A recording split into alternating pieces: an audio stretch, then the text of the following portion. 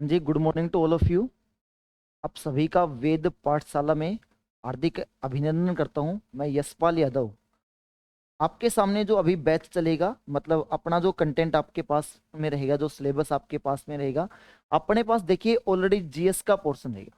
और जीएस में अगर अपन मेनली बात करें तो अपने पास एक पार्ट रहेगा इसके अंदर, जो आपको सबसे पहले वाला जो पार्ट आपको पढ़ना है वो पढ़ना है इंडियन पॉलिटी के बारे में, जिसको अपन भारतीय राज्य व्यवस्था कहते हैं।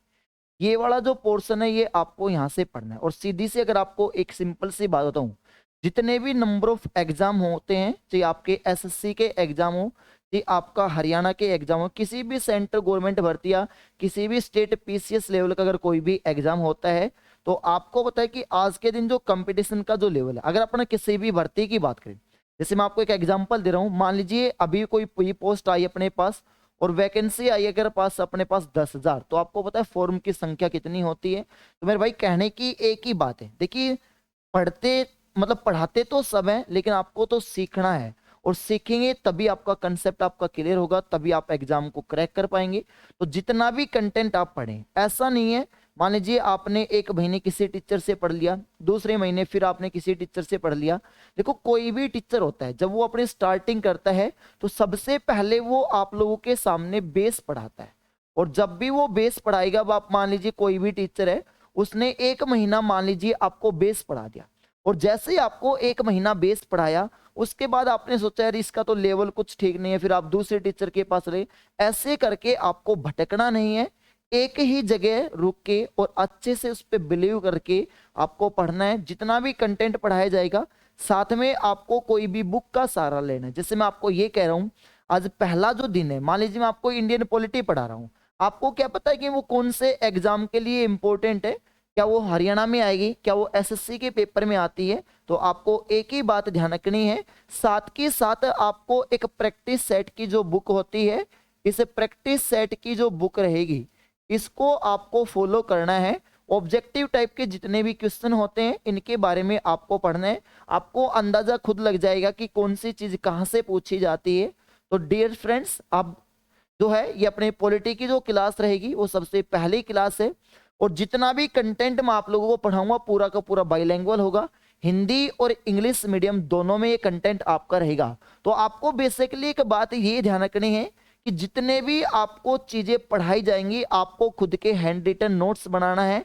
लास्ट वाले दिन आप जब आपका कंटेंट यहाँ पे खत्म हो जाएगा, मतलब आपका इंडियन पॉलिटी का जो सेशन है जब वो आपका फिनिश हो जाएगा, तब आपको ये पता चलेगा कि हाँ हमने कुछ सीखा है। क्योंकि जितना भी आपके नोट्स बनेंगे वो खुद के हैंड रिटन नोट्स होंगे, और हैंड रिटन नोट्स होंगे तो आप कहीं पर भी बैठ के उसको स्टडी कर सकते हैं, पढ़ सकते हैं, और किसी भी एग्जाम को आप क्रैक कर सकते हैं। तो सबसे पहले आपको जो पोर्शन पढ़ना है वो पढ़ना है इंडियन पॉलिटी के बारे में, जिसको अपन भारतीय राज्य व्यवस्था कहते हैं। और जब भी आप लोग पॉलिटी के बारे में पढ़ेंगे तो सबसे पहला और बेसिक प्रश्न आपके सामने बताता हूं। मैंने एक वर्ड आप लोगों के सामने लिखा है, और उस वर्ड का नाम रहेगा आपके सामने पॉलिटी। और पॉलिटी का जो मतलब होता है जिसको अपन कहते हैं राज्य व्यवस्था। और सबसे पहली बात आपके सामने एक बात ये बता रहा हूं कि जब भी आप लोग पॉलिटी के बारे में पढ़ेंगे, सबसे पहला क्वेश्चन आपसे ये पूछा जाता है कि बताइए फादर ऑफ पॉलिटी, बताइए पॉलिटी का पिता किसे कहा जाता है? तो आपने एक नाम सुना होगा, आपने नाम सुना होगा अरस्तु के बारे में। बताइए अरस्तु जो होता है, इसी अरस्तु को कहा जाता है फादर ऑफ पॉलिटी। और इसी अरस्तु के बारे में आपने पढ़ा होगा बायोलॉजी के अंदर भी, जो एरिस्टोटल के बारे में आपने पढ़ा है बायोलॉजी के अंदर। तो अगर पूछे फादर ऑफ पॉलिटी किसे कहा जाता है, तो आप बताएंगे अरस्तु को कहा जाता है। अभी अरस्तु कौन था? तो आप सब जानते हैं कि अपने पूरे विश्व के जीतना चाहता था एक व्यक्ति था जिसका नाम था सिकंदर। और इसी सिकंदर को क्या कहा जाता है? इसी सिकंदर को कहा जाता है अलेक्जेंडर ग्रेट। इसी को सिकंदर महान के नाम से जाना जाता है। और आप कहोगे सिकंदर महान क्यों कहा जाता है? तो मैं आपको एक बात बताऊं, ये वैसे तो मकदूनिया का शासक था और ये पूरी दुनिया को जीतना चाहता था, लेकिन इस सिकंदर ने अपने भारत के ऊपर अटैक किया था। तो बताओ सिकंदर ने भारत के ऊपर आक्रमण कब किया? तो इंपॉर्टेंट क्वेश्चन आपके नंबर ऑफ एग्जाम में आता है कि बताइए सिकंदर ने भारत पर आक्रमण कब किया? तो आपको ध्यान रखना है 326 बीसी। और 326 बीसी का मतलब क्या होता है? Before Christ. और बिफोर क्रिस्ट का मतलब हिंदी में मतलब क्या होता है? तो बिफोर क्रिस्ट को अपन हिंदी में कहते हैं ईसा पूर्व। तो बताइए जो सिकंदर ने अपने भारत के ऊपर जो अटैक किया था, बताइए वो कितने वर्ष ईसा पूर्व किया था? तो बताएंगे 326 ईसा पूर्व। और जब ये सिकंदर भारत के ऊपर अटैक करेगा तो इसे एक बैटल का नाम दिया जाता है, इसे हाइडे स्पीच का युद्ध भी कहा जाता है, इसी को एक दूसरा नाम भी दिया जाता है, इसको कहा जाता है झेलम का युद्ध। और अगर इसको झेलम का युद्ध कहा जाता है तो आपने एक बात ये पढ़ी होगी कि झेलम नदी ये किसकी एक सहायक नदी होती है? तो आपने पढ़ा होगा हिमालय क्षेत्र की नदियों के बारे में। और हिमालय की ही एक नदी होती है जिसका नाम होता है सिंधु नदी। और इसी सिंधु नदी की एक सहायक नदी कहलाती है जिसका नाम होता है झेलम। और इसी झेलम नदी जो है, इसी झेलम नदी का जो पुराना नाम रहेगा, बताओ झेलम नदी का पुराना नाम क्या रहेगा? तो बताएंगे वितस्ता। और जो झेलम नदी का जो पुराना नाम वितस्ता है, इसीलिए इसको वितस्ता का युद्ध भी कहा जाता है, इसीलिए इसको झेलम का युद्ध भी कहा जाता है। और एक बात है आपको हमेशा ध्यान रखनी है, चाहे आप इंडियन पॉलिटी के बारे में पढ़ें, चाहे आप हिस्ट्री के बारे में पढ़ें, एसएससी का जो सबसे मेन जो टारगेट आज के दिन पूछा जाता है, भाई आपको एक ही बात ध्यान रखनी है कि एसएससी जो मेनली आज जितने भी एग्जाम लेती है उसमें सबसे ज्यादा आती है आपकी स्टैटिक जीके। और स्टैटिक जीके के साथ साथ आपको पढ़ना है करंट अफेयर वाला भी पोर्शन। तो जितने भी आप ओल्ड जीके का कंटेंट पढ़ेंगे, अगर बीच में कोई भी स्टैटिक जीके का पर्सन आएगा तो मैं आपके सामने लिखूंगा। अब आपसे ये पूछा जाता है कि बताओ जो झेलम नदी जो है इसी का पुराना नाम वितस्ता है। और आपसे ये पूछा जाता है कि बताओ झेलम नदी जो है, इस झेलम नदी के किनारे बसा हुआ एक शहर पूछा जाता है, और बताइए उस शहर का नाम क्या रहेगा? तो बताएंगे श्रीनगर। अरे जो श्रीनगर जो शहर है मेरे भाई, बताइए वो कौन सी नदी के किनारे रहेगा? तो बताएंगे झेलम नदी के किनारे। और अगर श्रीनगर शहर झेलम नदी के किनारे बसा हुआ है तो बताइए श्रीनगर शहर का संस्थापक किसे कहा जाता है? तो आपने पढ़ा होगा मौर्य वंश में। और मौर्य वंश का एक राजा था जो चंद्रगुप्त मौर्य जो होता है, उसने मौर्य वंश की स्थापना की थी। और चंद्रगुप्त मौर्य का जो बेटा था उसी का नाम था बिंदुसार। और बताइए बिंदुसार का बेटा कौन रहेगा? अशोक। और बताइए इसी सम्राट अशोक ने कौन सा शहर बसाया था? तो बताएंगे श्रीनगर।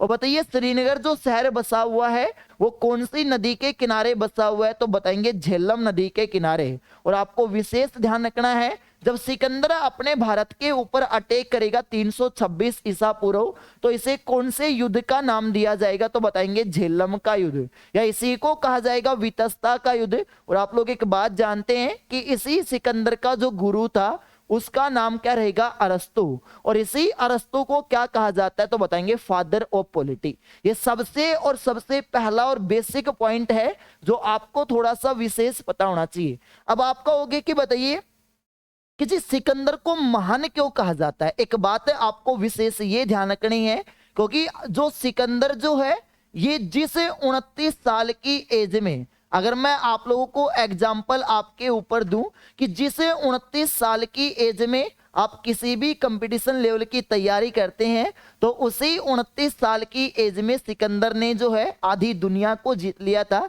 इसलिए सिकंदर अपने आप में क्या कहलाया था? महान। इसीलिए इसको कहा जाता है अलेक्जेंडर ग्रेट के नाम से जाना जाता है। और बताइए इसी सिकंदर का गुरु कौन था? अरस्तु। और इसी अरस्तु को क्या कहा जाता है? तो बताएंगे फादर ऑफ पॉलिटी। बस ये आपको बेसिक पॉइंट ध्यान रखना है जो आपके नंबर ऑफ एग्जाम में आता है। अब इसके बाद आपको अगली चीज ध्यान क्या रखनी है? तो आपको सिंपल सी एक बात ये बताता हूं कि जब भी आप पॉलिटी के बारे में पढ़ेंगे तो मेरे भाई आपको सिंपल सी बात है, 3 चीजें आपको सीखनी पड़ेंगी। अब वो 3 चीजें कौन सी आपको सीखनी है? तो सबसे पहली चीज आपको सीखनी है कॉन्स्टिट्यूशन के बारे में। सबसे पहला जो वर्ड मैं आपके सामने लिख रहा हूं वो लिख रहा हूं भैया कॉन्स्टिट्यूशन। और कॉन्स्टिट्यूशन को अपन हिंदी में कहते हैं संविधान, क्योंकि आगे चल के आपके जो नंबर ऑफ सिलेबस में आता है वो आता है इंडियन कॉन्स्टिट्यूशन, जिसको अपन कहेंगे भारत का संविधान। दूसरी जो चीज है आपको भारत के संविधान में बेसिक जो पढ़ना है वो पढ़ना है भैया पार्लियामेंट के बारे में। और बताओ पार्लियामेंट को अपन हिंदी में क्या कहते हैं? तो पार्लियामेंट को अपन हिंदी में कहते हैं संसद के बारे में पढ़ना है। और तीसरी जो चीजें आपको बेसिक में सीखनी है वो सीखनी है भैया गवर्नमेंट के बारे में।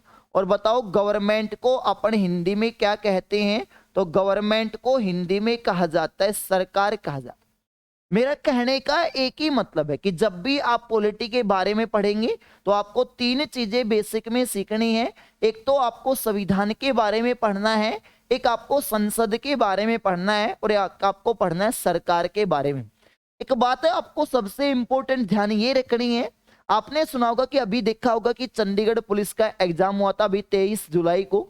और जैसे ही चंडीगढ़ पुलिस का पेपर हुआ उसमें संसद से एक प्रश्न ये पूछा गया कि बताओ भारत में जो पुराना जो संसद है या भारत की जो ओल्ड जो पार्लियामेंट है, बताइए उसका जो है निर्माण कार्य पूरा कब हुआ था? तो संसद का जो पहले वाली जो संसद है बताइए उसका निर्माण कार्य पूरा कब हुआ था? तो बताएंगे 1927 में। एक बात है आपको सबसे इंपॉर्टेंट ये ध्यान रखनी है कि अपने जो पुरानी वाली जो संसद है उसका निर्माण कार्य प्रारंभ कब हुआ था? तो उसका निर्माण कार्य प्रारंभ हुआ था 1921 में। लेकिन संसद का जो निर्माण कार्य शुरू तो 1921 में होता है, लेकिन संसद का निर्माण कार्य जो पूरा कब हुआ था? तो बताएंगे 1927 में। और बताइए जो संसद भवन जो अंग्रेजों के टाइम का बना हुआ है उसका उद्घाटन कब किया गया? तो बताएंगे 18 जनवरी 1927। ये प्रश्न आपके चंडीगढ़ पुलिस के एग्जाम में पूछा गया, तो बस आपको बेसिकली पता होना चाहिए। अब सबसे पहले मैंने जो आपके सामने तीन वर्ड लिखे हैं, एक तो मैंने वर्ड लिखा है संविधान के बारे में, दूसरा वर्ड मैंने आपके सामने लिखा है जिसका नाम रहेगा, दूसरा जो वर्ड मैंने आपके सामने लिखा है उसका नाम रहेगा संसद के बारे में, और तीसरी जो चीज मैंने आपके सामने लिखी है उसका नाम रहेगा सरकार के बारे में। तो इन तीनों चीजों के बारे में आपको यहाँ पे पढ़ना है कि बताइए संविधान क्या होता है, बताइए संसद क्या होती है, सरकार क्या होती है, इनके बारे में आपको पढ़ना है। और जब भी इन तीनों के बारे में आप पढ़ेंगे तो सिंपल सी एक बात मैंने आपके सामने जो लिखा है, सबसे पहला जो लिखा है उसका नाम है संविधान। अब एक बात है आपको ध्यान से ये समझनी है, अगर आपके नंबर ऑफ एग्जाम में कंडीशन ये पूछी जाती है कि बताइए जो संविधान जो होता है इसके बारे में आपको थोड़ा सा एक पॉइंट ये ध्यान रखेंगे, सुनिएगा यहां से। सबसे पहले अगर मैं आपके सामने बात करूं कि बताइए जो संविधान जो होता है इसके बारे में आप पढ़ेंगे। अब बताइए अगर कोई आपसे यूं पूछे कि बताइए संविधान होता क्या है, तो सबसे पहले आपको एक बात याद रखनी है, इसकी सबसे पहले एक परिभाषा बता रहा हूं आप लोगों के सामने, ए सेट ऑफ रूल्स। सबसे पहली जो परिभाषा लिख रहा हूं आपके सामने, a set of rules and regulation. तो a set of rules and regulation जिसको अपन हिंदी में क्या कहते हैं? तो जिसको हिंदी में कहा जाता है कानून और नियमों का संग्रह। तो बताइए इसको हिंदी में क्या कहा जाएगा? तो बताइए संविधान होता क्या है? तो आपको एक ही बात याद रखनी है कि कानून और नियमों का जो संग्रह होता है, बताइए वही आपका क्या कहलाएगा? तो वही आपका कहलाएगा भैया संविधान। A set of rules and regulation कि जो भी कानून और नियमों का जो संग्रह होगा वही आपका संविधान। अब दूसरी बात आपको यह पता होना चाहिए कि अगर बात मैं आपके सामने, अगर आपके सामने बात ये पूछी जा रही है कि कानून और नियमों का जो संग्रह होता है वो आपका संविधान कहलाता है। अब कोई आपसे यूं पूछे कि बताइए संविधान होता कितने टाइप का है, क्योंकि कोई भी कंट्री होगा या किसी भी देश का संविधान या तो रिटन में होता है या किसी भी देश का संविधान अनरिटन में होता है। तो सबसे पहले अगर मैं आपके सामने बात करूं, सबसे पहला वाला जो कॉन्स्टिट्यूशन जो होता है उसी को अपन कहते हैं रिटन कॉन्स्टिट्यूशन, और रिटन कॉन्स्टिट्यूशन को हिंदी में कहते हैं भैया लिखित संविधान। देखो कोई भी कंट्री होगा उस कंट्री का संविधान या तो रिटन में होगा या उस देश का संविधान अलिखित में होगा। तो रिटन कॉन्स्टिट्यूशन की अगर मैं बात करूं तो एक पर्सन आपसे बेसिक में ये पूछा जाता है कि बताइए first written constitution in the world, बताइए पूरी दुनिया में सबसे पहला लिखित संविधान किस देश का रहेगा। तो पूरी दुनिया में सबसे पहला लिखित संविधान है यूएसए। यूएसए का मतलब क्या हो गया, देखिए यूएसए को क्या कहा जाता है, इसको कहा जाता है यूनाइटेड स्टेट अमेरिका। अगर अमेरिका एक यूनाइटेड स्टेट है तो बताना अपना जो इंडिया रहेगा, बताना भारत एक यूनाइटेड स्टेट है या भारत एक यूनियन स्टेट कहलाएगा। तो आपको हमेशा ही एक बात ध्यान रखनी है कि अपना जो इंडिया है, इंडिया अर्थात जो आपका भारत है, बताइए वो एक कैसा स्टेट कहलाएगा, यूनियन स्टेट। अब जी यूनियन स्टेट का मतलब क्या हो गया, अरे इसको हिंदी में ये कहते हैं कि अपना जो भारत है, बताना अपना भारत एक राज्यों का क्या है भाई, संघ है। और अगर भारत एक राज्यों का संघ कहलाता है तो बताना इस बात के बारे में भारत के संविधान के कौन से अनुच्छेद में लिखा गया। तो आप बताएंगे संविधान का आर्टिकल नंबर 1। जो भारत के संविधान का जो अनुच्छेद नंबर 1 है वो आपसे ये कहता है कि India that is Bharat is union of state, मतलब जो आपका इंडिया है वही आपका भारत कहलाएगा और भारत जो है वो एक राज्यों का क्या कहलाएगा भाई, संघ कहलाएगा। और अगर भारत एक राज्यों का संघ कहलाएगा तो इस बात के बारे में किस अनुच्छेद में लिखा गया, तो बताएंगे अनुच्छेद नंबर 1 में। इसलिए भारत तो एक राज्यों का संघ है लेकिन अमेरिका एक कैसा स्टेट कहलाएगा, यूनाइटेड स्टेट। और पूरी दुनिया में सबसे पहला लिखित संविधान भी किस देश का रहेगा, तो बताएंगे अमेरिका का। और अगर पूरी दुनिया में सबसे पहला लिखित संविधान अमेरिका का है तो आपने ये भी पढ़ा होगा कि बताइए स्मॉलेस्ट रिटन कॉन्स्टिट्यूशन, पूरी दुनिया में सबसे छोटा लिखित संविधान भी किस देश का रहेगा। तो पूरी दुनिया में सबसे छोटा लिखित संविधान भी है भैया अमेरिका का। और अगर सबसे छोटा लिखित संविधान भी अमेरिका का है तो आप लोग एक बात मेरे भाई ये जानते हैं कि बताओ first unwritten constitution in the world, बताओ पूरी दुनिया में सबसे पहला अलिखित संविधान। तो पूरी दुनिया में सबसे पहला अलिखित जो संविधान है बताना भाई वो कौन से देश का है, तो देश बताएंगे आप ब्रिटेन। ये वही ब्रिटेन है जिसको आप यूके कहते हैं, ये वही ब्रिटेन है जिसको आप इंग्लैंड कहते हैं।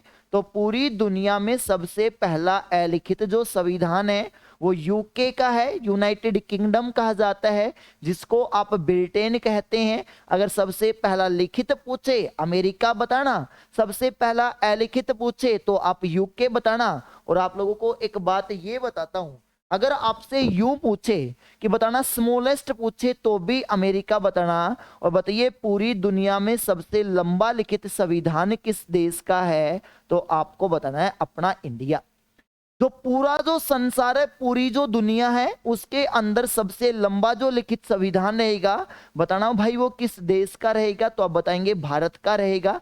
बस ये आपको जनरली से कुछ बेसिक बातें हैं जो वन लाइनर के एग्जाम में पूछी जाती है, तो आपको इनके बारे में थोड़ा सा विशेष ध्यान रखना है। अब इसके बाद अगली कंडीशन आपको कौन सी पढ़नी है, आपको ये पढ़ना है कि अगर मैं आपके सामने बात करूं संविधान के बारे में, भारत के संविधान के बारे में अगर मैं आपके सामने बात करूं तो आपको ये पता होना चाहिए, एक कंडीशन ये पूछी जाती है कि बताना जो भारत का जो संविधान है वो दुनिया में सबसे लंबा लिखित संविधान है। और अगर भारत का संविधान सबसे लंबा लिखित संविधान है तो आप लोग सब जानते हैं कि भारत का जो संविधान लिखा गया बताइए वो किस में लिखा गया, तो बताएंगे आर्टिकल्स में। और बताओ आर्टिकल्स को अपन हिंदी में क्या कहते हैं, तो आर्टिकल्स को अपन हिंदी में कहते हैं अनुच्छेद। तो भारत का जो संविधान लिखा गया है वो आर्टिकल्स में लिखा गया, अनुच्छेद में लिखा गया है। तो ये आपको थोड़ा सा विशेष ध्यान रखना है। जैसे फॉर एग्जाम्पल अगर मैं आपको ये कह दूं, आपको बताना है कमेंट करके कि अगर मैं आपको ये कह दूं कि बताइए अपने भारत के अंदर एक प्रेसिडेंट होता है, भारत में एक राष्ट्रपति होता है, तो बताइए जो भी भारत का राष्ट्रपति होगा, बताना इस भारत के राष्ट्रपति को शपथ सॉरी राष्ट्रपति का जो उल्लेख रहेगा, बताना वो संविधान के कौन से अनुच्छेद में रहेगा। मतलब संविधान का कौन सा आर्टिकल ये कहता है कि there will be president in India, मतलब भारत में जो राष्ट्रपति पद का जो उल्लेख है, बताना वो संविधान के कौन से अनुच्छेद में रहेगा, तो बताएंगे संविधान का आर्टिकल नंबर 52। अरे जो अपने संविधान का जो आर्टिकल नंबर 52 है वो आपसे ये कहता है कि अपने भारत के अंदर एक क्या होगा, तो बताएंगे राष्ट्रपति हो। और अगर भारत में एक राष्ट्रपति होगा तो इस बात के बारे में कहां पे लिखा गया, तो बताएंगे आर्टिकल नंबर 52 में। चलो मैं आपसे ये जो संविधान जो आपके सामने पढ़ा रहे हैं, इसमें आपके सामने एक दो बेसिक प्रश्न पूछता हूं। पहले तो आप मुझे ये बताइए कि अपना जो भारत का जो संविधान है, बताना भारत का संविधान बन के तैयार कब हुआ था, तो आप सब लोग जानते हैं कि भारत का जो संविधान है वो 26 नवंबर 1949 को बन के तैयार हुआ।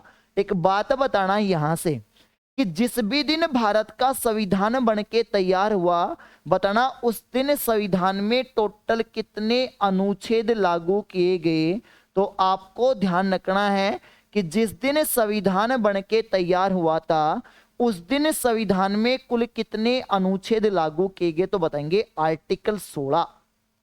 अगर आपसे ये पूछ रहा है कि जिस दिन भारत का संविधान बन के तैयार हुआ उस दिन संविधान में टोटल कितने अनुच्छेद लागू किए गए, तो बताएंगे टोटल आर्टिकल 16 लागू किए गए। और आपसे कंडीशन ये पूछी जाती है कि अगर टोटल 16 आर्टिकल लागू किए गए, 26 नवंबर 1949 को लागू किए गए, तो एक प्रश्न ये पूछा जाता है आपके नंबर ऑफ एग्जाम में, आपने पढ़ा होगा सिटीजनशिप के बारे में, आपने पढ़ा होगा नागरिकता के बारे में, कि बताओ जो नागरिकता जो होती है, सिटीजनशिप जो होती है, मतलब जो नागरिकता जो रहेगी, बताना नागरिकता से संबंधित कौन से अनुच्छेद हैं जो 26 नवंबर 1949 को लागू किए गए। ये बातें आपसे कई बार नंबर ऑफ एग्जाम में पूछी जाती है, तो आप बताएंगे आर्टिकल नंबर 5 से लेके, और आपको पढ़ना है संविधान का आर्टिकल नंबर 11।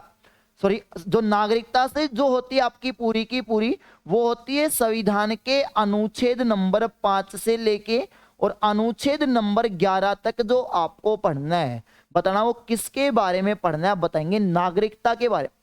और अगर आपको आर्टिकल 5 से 11 तक नागरिकता के बारे में पढ़ना है, तो जिस दिन भारत का संविधान बन के तैयार हुआ उस दिन टोटल कितने अनुच्छेद लागू किए गए, तो उस दिन टोटल अनुच्छेद लागू किए गए थे 16।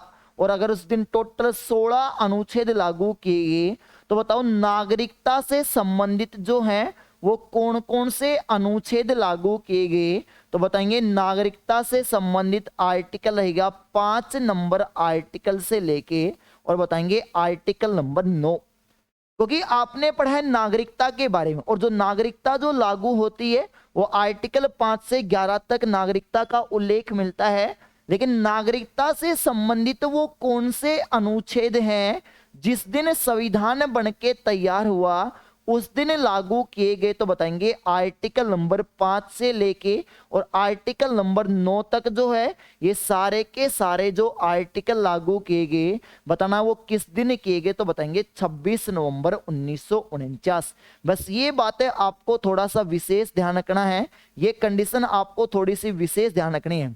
अब एक बात बताना कि जो टोटल जो आपके जो 16 जो आर्टिकल लागू किए गए हैं वो टोटल 16 आर्टिकल हैं कौन कौन से, तो सबसे पहले आपको ये ध्यान रखना है, एक तो आर्टिकल 5 रहेगा, एक आर्टिकल 6 रहेगा, एक आर्टिकल 7 रहेगा, आर्टिकल 8 और आर्टिकल 9 ये तो आपके ऑलरेडी हो ही गए। मैं इनको दोबारा से लिख रहा हूं यहाँ पे कि आपके नागरिकता से संबंधित अनुच्छेद 5 से 9 लागू किए गए। लेकिन इसके बाद अगर आपसे ये पूछ रहा है कि बताना वो कौन कौन से 16 आर्टिकल हैं जो 26 नवंबर 1949 को लागू किए गए। तो आपके सामने लिख रहा हूं यहाँ पे आर्टिकल कौन से हैं। तो सबसे पहला अनुच्छेद है आर्टिकल नंबर 5, एक रहेगा आर्टिकल नंबर 6, एक रहेगा आर्टिकल नंबर 7, एक रहेगा आर्टिकल नंबर 8 और एक रहेगा आपका आर्टिकल नंबर 9। मतलब नागरिकता से संबंधित जो अनुच्छेद है 5, 6, 7, 8 और 9, इसके बाद कौन सा आर्टिकल आएगा बताएंगे आर्टिकल नंबर 60। अब आर्टिकल नंबर 60 के बाद कौन सा आएगा तो बताएंगे आर्टिकल नंबर 324 और आर्टिकल नंबर 324 को भी लागू किया गया। आर्टिकल नंबर 324 के बाद आर्टिकल नंबर 366 को भी लागू किया गया। 366 के बाद आर्टिकल नंबर 367 को भी लागू किया गया और आर्टिकल नंबर 367 के बाद लागू किया गया आर्टिकल नंबर 379 और आर्टिकल नंबर 379 के बाद लागू किया गया आर्टिकल नंबर 380। ये वो आर्टिकल हैं जो लागू हो रखे थे। अब आर्टिकल नंबर कौन सा लागू किया गया तो बताएंगे 388, 388। अगला कौन सा अनुच्छेद लागू हुआ आर्टिकल नंबर 391 और 391 के बाद अगला आर्टिकल आएगा 392 और 392 के बाद आएगा आर्टिकल नंबर 393 और लास्ट वाला जो अनुच्छेद आएगा वो आएगा आर्टिकल नंबर 304। अब मैंने एक बात बोली है आप लोगों के सामने कि जिस भी दिन भारत का जो संविधान बन के तैयार हुआ था उस दिन टोटल कितने अनुच्छेद लागू किए गए 16। एक बार काउंट करेंगे। सबसे पहला 1, फिर 2, 3, 4, 5, 6, 7, 8, 9, 10, 11, 12, 13, 14, 15 और 16। मतलब टोटल ऐसे कितने अनुच्छेद थे जिस दिन संविधान बन के तैयार हुआ उस दिन लागू किए गए तो बताएंगे आर्टिकल 16। जिसमें नागरिकता से संबंधित कौन से अनुच्छेद रहेंगे तो आप बताएंगे आर्टिकल नंबर 5 से लेके आपको पढ़ना है आर्टिकल नंबर 9।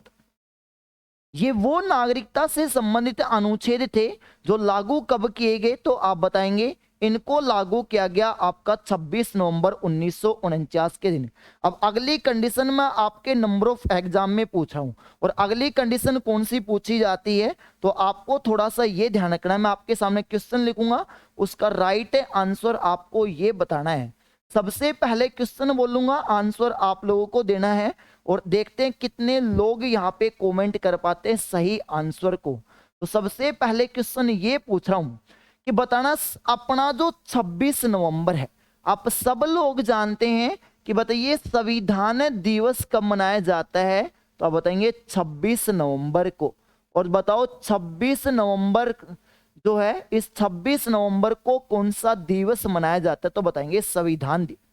लेकिन सबसे पहला जो संविधान दिवस मनाया गया बताना वो संविधान दिवस मनाया कब गया तो बताएंगे 2015 में।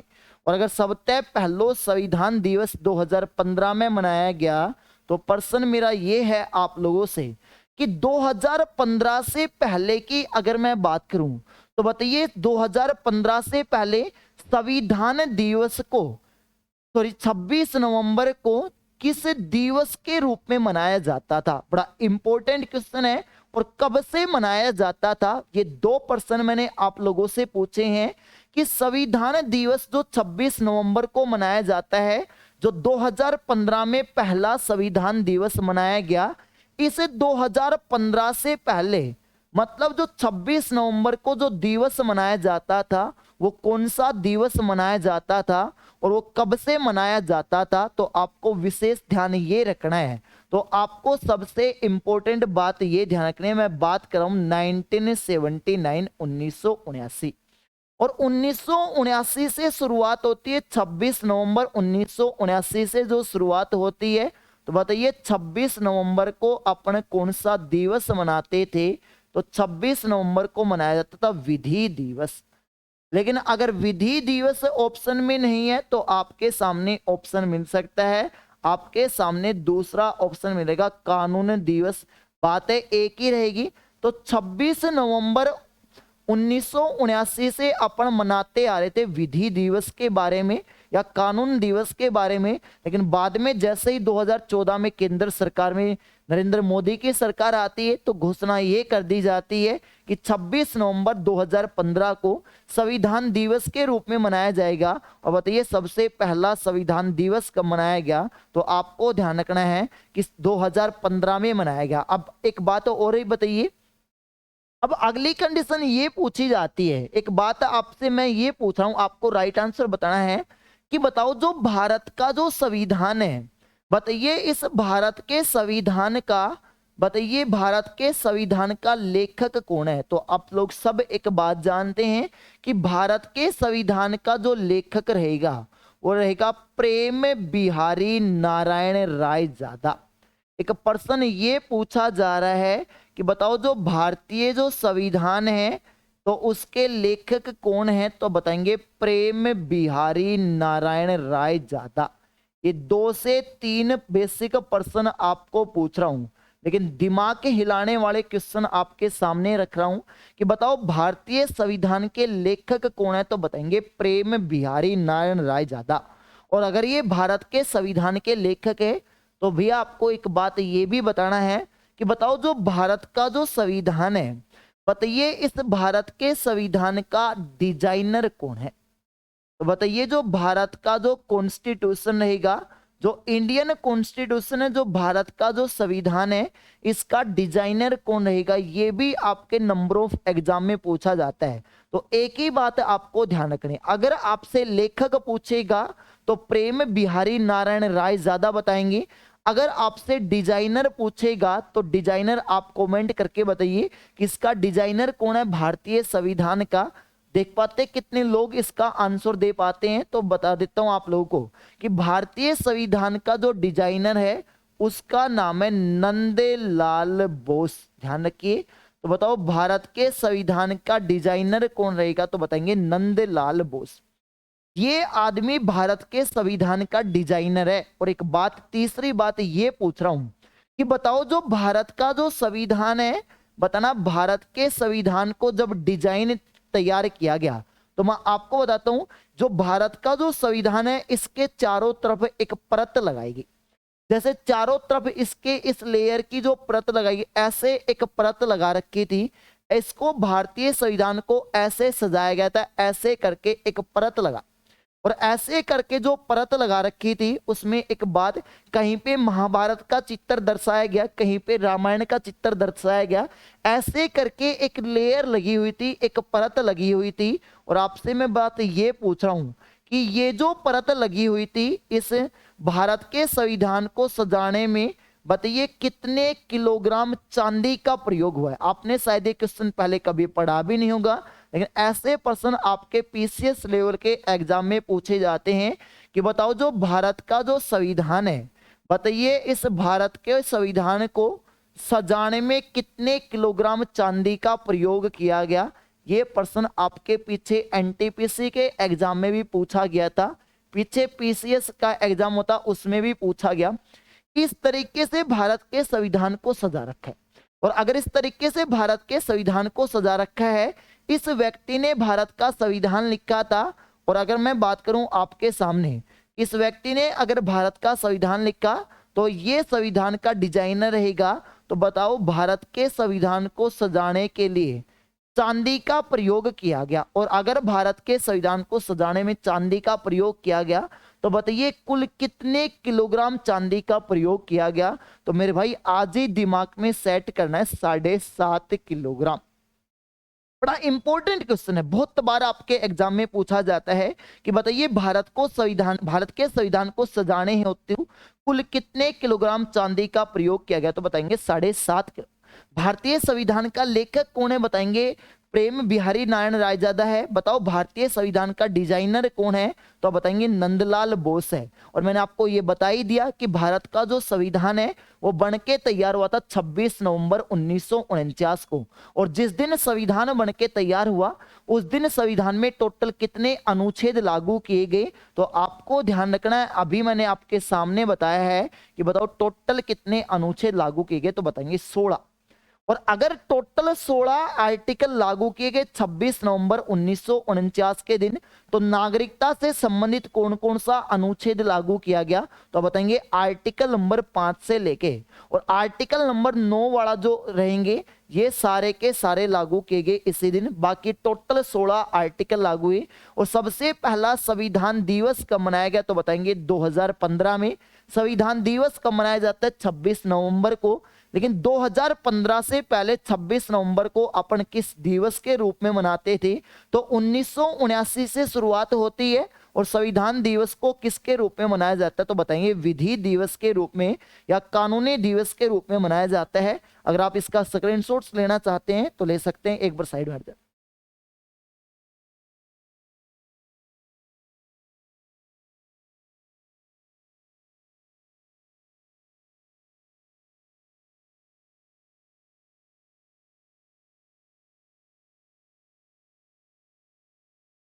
देखिए अब इसके बाद अगला पॉइंट बेसिक में क्या पूछा जाता है।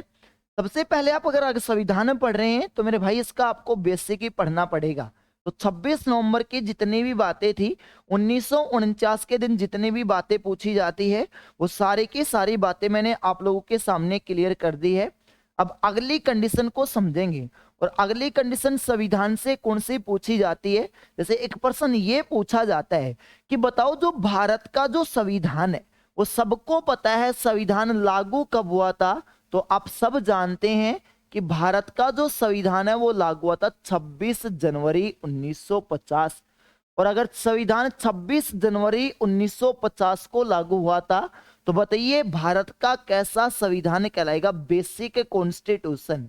और बेसिक कॉन्स्टिट्यूशन को अपन हिंदी में कहते हैं मूल संविधान। जो संविधान 26 जनवरी 1950 को लागू हुआ वो भारत का मूल संविधान कहलाएगा। और अगर वो भारत का मूल संविधान कहलाएगा तो आपको बात ये पता होना चाहिए कि बताइए जो भारत का मूल संविधान था, एक पर्सन ये पूछा जाता है कि बताओ भारत का जो मूल संविधान है ये प्रकाशित कहां से हुआ था, origin of A basic Indian constitution. तो बताइए जो भारत का जो मूल संविधान है इसको कहां से प्रकाशित किया गया, इसका राइट आंसर भी आपको बताना है। तो भारत का जो मूल संविधान जो प्रकाशित हुआ था बताना वो कहां से प्रकाशित हुआ था, तो बताएंगे देहरादून से। एक कई बार आपके नंबर ऑफ एग्जाम में पूछा गया कि बताओ जो भारत का जो मूल संविधान है वो कहां से प्रकाशित हुआ था, तो बताएंगे देहरादून से। और आप लोग सब एक बात जानते हैं कि भारत का जो संविधान है वो बताइए कितने पेजों की पांडुलिपि। एक क्वेश्चन मैं आपके सामने और डाला हूं, ये बिल्कुल नया क्वेश्चन रहेगा आप लोगों के सामने कि बताओ जो भारत का जो संविधान है वो कितने पेजों की पांडुलिपि पर लिखा गया है। इसका भी राइट आंसर आपको कमेंट में करना है कि जो भारत का जो संविधान रहेगा वो कितने पेजों की पांडुलिपि के पर लिखा गया है। तो इसका भी राइट आंसर आएगा 251। तो भारत का जो संविधान है वो कितने पेजों की पांडुलिपि के ऊपर लिखा गया, तो बताएंगे 251। प्रकाशित कहां से हुआ था, देहरादून से। संविधान लागू कब हुआ था, 26 जनवरी 1950 को। और बताइए ये भारत का कैसा संविधान कहलाएगा, तो बताएंगे मूल। लेकिन आप जितने भी एसएससी के एग्जाम देते हैं मेरे भाई एक बात ही याद रखना, आज आप 2023 में अगर आप क्लास ले रहे हैं तो आपको ये पता है कि इसमें डिफरेंस कितने साल का हो गया, क्योंकि कोई ना कोई चीज को संविधान में जोड़ा गया होगा या किसी भी चीज को सब्ट्रैक्ट किया गया होगा। तो अगर मूल संविधान के बाद किसी भी चीज को सब्ट्रैक्ट किया है या संविधान में किसी भी चीज को ऐड किया गया है तो उसके लिए हमें संविधान में क्या करना पड़ेगा, कॉन्स्टिट्यूशन अमेंडमेंट। और कॉन्स्टिट्यूशन अमेंडमेंट को अपन हिंदी में क्या कहते हैं, तो कॉन्स्टिट्यूशन अमेंडमेंट को अपन हिंदी में कहते हैं संविधान संशोधन। और बताना एक बात बेसिक से पूछ रहा हूं आपसे लास्ट में कि बताइए जो संविधान संशोधन जो है बताना वर्तमान समय तक भारत में टोटल कितने संविधान संशोधन हुए, तो बताएंगे 105। और अगर भारत में टोटल 105 संविधान संशोधन हुए हैं तो बताना अंतिम संविधान संशोधन कब हुआ है, तो बताएंगे 2021 में। और बताइए जो संविधान संशोधन की जो प्रक्रिया है बताना भारत के संविधान के कौन से भाग में रहेगी। अगर भाग पूछे तो 20 बताना, क्योंकि अपना जो भारत का संविधान है इस मूल संविधान में टोटल 22 भाग हैं, तो भाग नंबर 20 में संविधान संशोधन की प्रक्रिया है। अगर आर्टिकल पूछे तो आर्टिकल कौन सा बताएंगे, तो बताएंगे आर्टिकल नंबर 368। आर्टिकल पूछे तो 368 बताना, भाग पूछे तो आपको 20 बताना है। और अगली बात ये पूछी जाती है कि बताओ संविधान संशोधन की जो प्रक्रिया आई है वो हमने कौन से देश के संविधान से बोरो किया है, तो बताएंगे साउथ अफ्रीका। जो दक्षिण अफ्रीका का जो संविधान है, यहां से हमने अपने इंडियन कॉन्स्टिट्यूशन में किस चीज को अडॉप्ट किया है, तो बताएंगे हमने जो अडॉप्ट किया है वो क्या है, संविधान संशोधन की प्रक्रिया को। जो आपको थोड़ा सा विशेष ध्यान रखना है, ये कंडीशन आपके एग्जाम में पूछी जाती है, इसको थोड़ा सा विशेष ध्यान रखेंगे।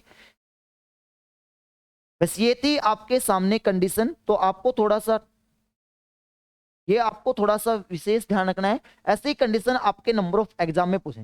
तो ये था आपका बेसिक सारा का सारा संविधान के बारे में।